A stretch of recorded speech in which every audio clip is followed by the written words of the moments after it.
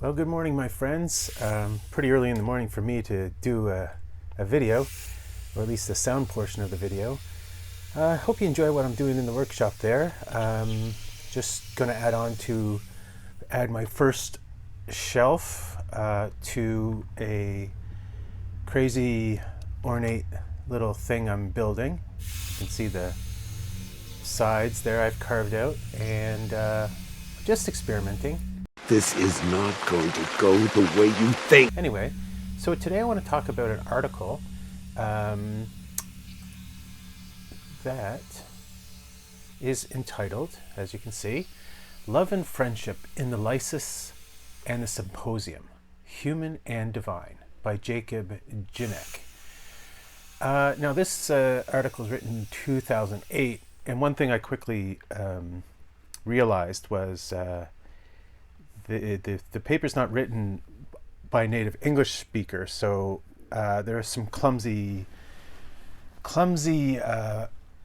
prepositions and in the article, and occasionally even a wrong word. So that being said, I'm sure Jakob Jinek, who is, I don't know, looks like an Eastern European name, I'm sure his English is better than my Croatian or Ukraine or whatever. Anyway, so Love and Friendship in the Lysis and the Symposium. Now, for anyone who knows much about Plato, they might know that the Symposium is often looked at today out of the interest of homosexuality in the ancient Greek world. What the Symposium says, or what Plato says about homosexuality, is not my focus here today. And in the end, I can't really say what his position is. He nowhere. Well, okay, let's say it. Let me put it this way. He accepts it as a fact of life. His character Socrates seems to accept it as a fact of life and seems to speak of it positively here and there. However, given the Stoic quality of Socrates and Platonism, the Symposium is notable for basically Socrates' rejection of, I guess, for lack of better words, his suitor, Alcibiades, or however you pronounce that. So this rich, good-looking, powerful young man, Alcibiades, who's famous in Greek history, in Greek politics, he comes on to Socrates, and Socrates is not interested in him. Okay, so is that a statement about something? Sure, it's a statement about something. And Jakob Jinek is going to take us a bit further into the whole concept of friendship and love in these two Platonic dialogues. So the first thing that comes up is, how are these dialogues related?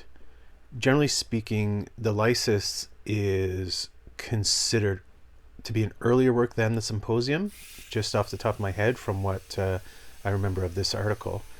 I can't really remember where the Lysis fits, but I'm pretty sure that the Symposium is a medium to late work of Plato's, which leaves the Lysis either being roughly contemporary with it or earlier than it.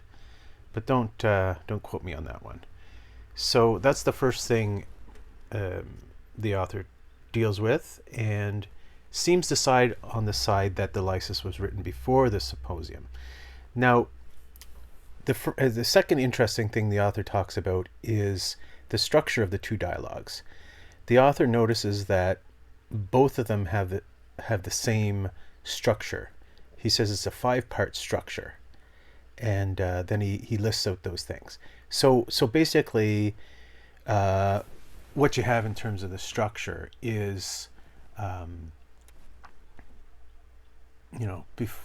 beginning, middle, end kind of thing, but he he says that he talks about these stages a bit more specifically. For instance, both dialogues end with the introduction of basically drunken idiots who derail the conversation. In the Lysis, it's slaves, and in the Symposium, it's Alcibiades and his friends. Okay, so basically, what the talk about here is obviously friendship, and one of the dimensions here, of course, how to characterize friendship, how to characterize love.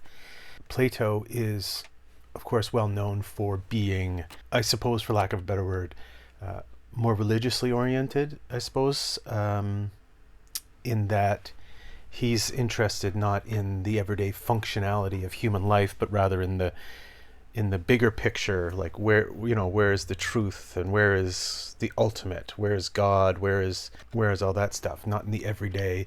He's not an anthropologist, he's not a sociologist. Those terms are better applied to Aristotle, when Aristotle talks about friendship, than they are to Plato. Part of the thing here is, what is the cause of friendship? Okay, and now with Plato, when you talk about causes, he's always going to bring you to the good and the beautiful and the true, right? We know that. So we can anticipate that he's going to move us away from, as I said, the everyday sort of thing to the ultimate, right? To the broadest categories, which in Plato, of course, are called the forms.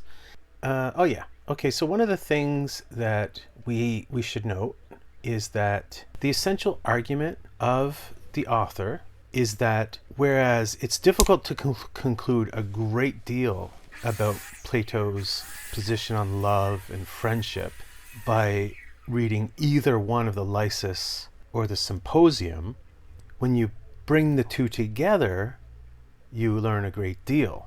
Okay, so you learn a great deal by seeing the similarities between the two dialogues, and you learn even more, I think, as the author suggests, by seeing their differences. So, for instance, the Lysis ends with aporia. That's the word basically means unknowingness or confusion, or I think those are suitable translations. Whereas the Symposium comes to a resolution. So in the Symposium is structured really interestingly as a series of speeches through some notable characters, notable people who talk about love. And this is famously in this dialogue is where you have the depiction of the explanation of love as basically how in the beginning, human beings were basically a unity of two halves, and that by some intercession of the gods, humanity was broken into two halves. And so those two halves are always looking for each other, and that's what love is. And I suppose true love is when they find each other, the two halves find each other. Right, so that's Aeschylus's, the Greek poet Aeschylus. Did I name the poet right? I think that's right. That was his definition. And the author, of course, wants to talk about the difference between a mythological account and a philosophical account.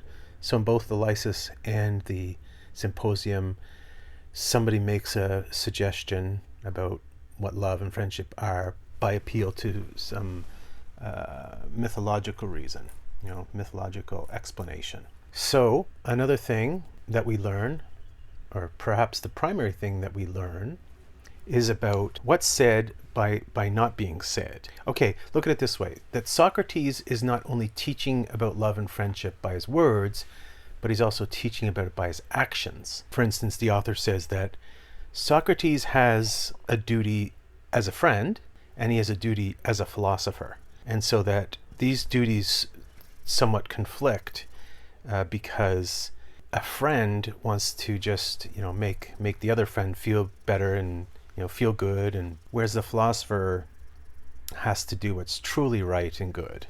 Right? We know that ourselves in our own lives. Sometimes we have to be mean to be nice. And Socrates, it's like the author says that in both dialogues we see a conflict between what Socrates would do as a friend and what he would do as a teacher, his responsibility as a teacher. So in the end, the author concludes that the final lesson here is about the loneliness that the philosopher faces as a result of this contradiction between friendship and duty, the friendship of philosophy, which would be duty to the truth and making people objectively better rather than sort of subjectively feel better and feel happy, right? So the author concludes that the life of philosophy is a very lonely one. And so he looks at the end of the Symposium where Socrates is kind of on his own, where everybody's sleeping, passed out drunk, and Socrates just carries on with a modest conversation with a couple old guys, and that this is part of the alienation of philosophy. And in other words, that this is being, isn't it, a true friend? So, but there's and I think with the Lysis, the separation is also clear in the fact that Socrates is speaking to two quite young men, so that he has to be even more distant. And in fact, there's very little temptation to sacrifice his teaching dignity because, to come down to a child's level is quite absurd. Whereas in the Symposium, Alcibiades and the other interlocutors are more his peers. So, but in both cases, there is, so with in the first case, you feel more pity or whatever with the young. And so you have to speak on their level. You feel sorry for them because they can't handle the truth and all that stuff. And you don't want to be mean to the young and foolish. And in the case of the Symposium, there's a temptation because these people are more in your class, more your age and your education and all that stuff, right? Their positions in society are more similar. So ultimately, Jinek, the author, he sees that best way to read either of these dialogues is to read them together. So ultimately, what's Plato saying about what love is? Well, you look at it as love seems to be, doesn't it? It seems to be a striving for something. So it is by nature a sort of incompleteness, right? So it's an appetite for something, and what it is the soul's yearning for beauty. It's a seeking after that which it wants, right? Which it innately wants. That's basically how Plato understands love, as being a reaction to beauty. It can be a reaction to beauty, so think of it in the very physical terms, but it's also the soul's yearning for knowledge, so for wisdom.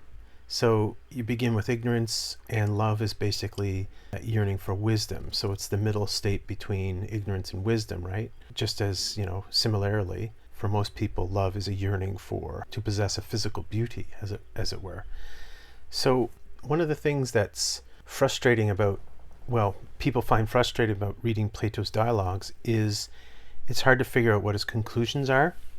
So, as I said before, Plato teaches a method. He doesn't teach conclusions. He obviously has some ideas that he likes and that he propounds and ends up kind of suggesting in dialogue after dialogue. So we can call those suggestions Platonic or Platonism.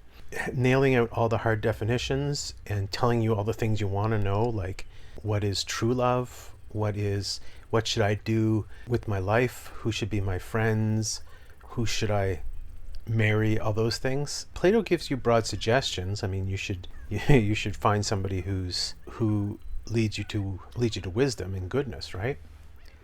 But how does homosexuality fit into that? How does friendship fit into that? I think that one thing we see in each case is that the higher we go in terms of the clearer, the more objective love and goodness we go, the further we move away from particular people. So that was what we see with Socrates, with the young men in the Lysis, and with Socrates and Alcibiades. The closer we get to real love, the further we move away from people, right? So that's the tragedy. That's the tragedy in these dialogues. And again, the author says that you can only really see this when you read both of the dialogues together. You see what's common between them and what's different. Oh yeah, and in final summation, I've been saying Aeschylus each time, but obviously it's not Aeschylus, it's Aristophanes. So forgive me for that. It's Aristophanes is the poet. And Aristophanes is famous. He's the comic playwright, and he wrote, of course, The Clouds, the play The Clouds, which makes fun of Socrates. So it's certainly very interesting to see Plato getting his revenge on Aristophanes here, affecting Socrates' revenge on Aristophanes for making fun of him. Anyway, hope you got something out of this and just sort of understand that the broad categories when we're talking about love and friendship in the Platonic works will be terms like striving after, yearning, true good, true love, concepts like that, rather than apparent love and all that which we see again and again in Plato, where we compare, say, apparent justice with true justice. Here are two dialogues which want to talk about true love and true friendship as opposed to apparent love and apparent friendship. So anyway, guys, have a great day, and hopefully we'll talk to you soon.